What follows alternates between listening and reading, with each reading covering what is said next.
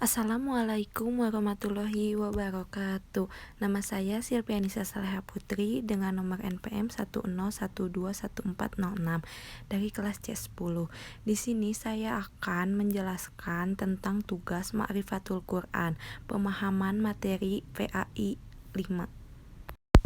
Yang pertama, ada definisi Al-Quran.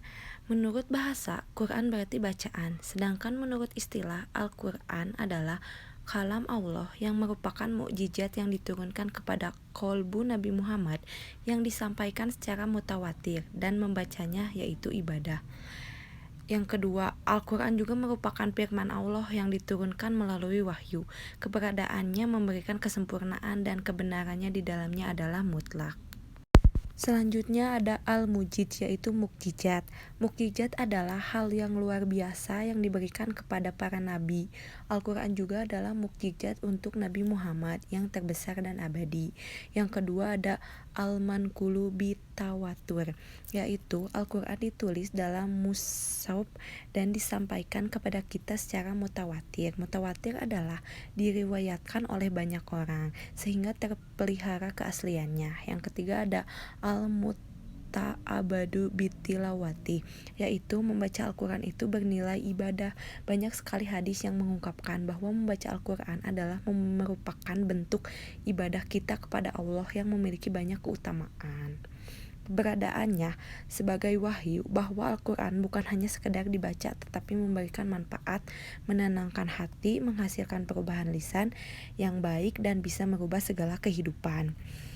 Mengenal Al-Quran juga, jadi bisa disimpulkan mengenal Al-Quran sama dengan mengenal siapa penyampaiannya dan juga siapa penciptanya. Dengan Al-Quran, manusia juga bisa memiliki buku petunjuk yang bisa menuntunnya ke dalam kebahagiaannya yang kekal, sebagaimana memaknai hidup sesuai dengan keinginan. Selanjutnya ada muqtadal imani bil Quran, yaitu konsekuensi iman terhadap Al-Quran.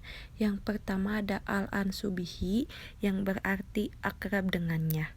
Keakraban tersebut diimplementasikan dengan mempelajarinya, mengajarkannya, membacanya, memahaminya, melaksanakannya, dan juga menghafalnya. Dan yang kedua ada tarbiyatun nafsi bihi, yaitu membina diri dengannya.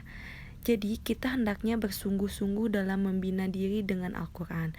Dengan begitu semoga kita ini akan menjadi pengikut ajaran Allah yang sempurna ilmu dan ketakwaannya.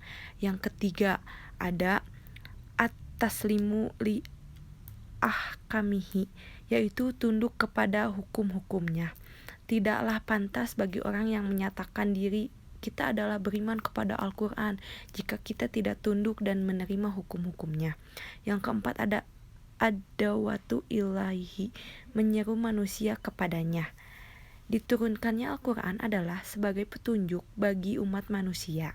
Yang kelima ada iqomatuhu fil ardi, yaitu menegakkannya di muka bumi. Allah telah mensyariatkan kepada Rasulullah sebagaimana telah mensyariatkan pula kepada Rasul sebelumnya untuk menegakkan agama. Jadi, Al-Quran ini telah turun kepada Nabi Muhammad sebagai apa yang dibutuhkan manusia, seperti mengetahui halal dan haram, dan pahala dan siksa, sebagai petunjuk dari kesesatan dan rahmat bagi yang membenarkannya dan mengamalkannya. Yang terakhir ada ahtaru nisyanil Quran, yaitu bahaya melupakan Al-Quran. Ada 10. Yang pertama, dululan mubin, yaitu Al-Quran adalah karunia yang besar bagi manusia. Dengannya jiwa mereka menjadi suci. Tetapi jika kita melupakan Al-Quran, maka kita akan menjadi orang-orang yang munafik, dendam, dengki, menipu, sombong, ria. Jadi manusia jika melupakan akan tersesat. Yang kedua ada doyikun harajun, sempit dada. Jika manusia melupakan petunjuk Al-Quran, Allah akan menjadikannya sempit dada, yaitu sulit mendapatkan petunjuk. Yang ketiga ma'isyatun dan kun, kehidupan serba sulit. Dan yang keempat ada umyul basyiroh, butanya mata hati. Bahaya lain yang akan menimpa kepada orang yang melupakan Al-Quran adalah butanya mata hati setelah tertutup untuk menerima kebenaran. Yang kelima hoswatul holbi, kerasnya hati.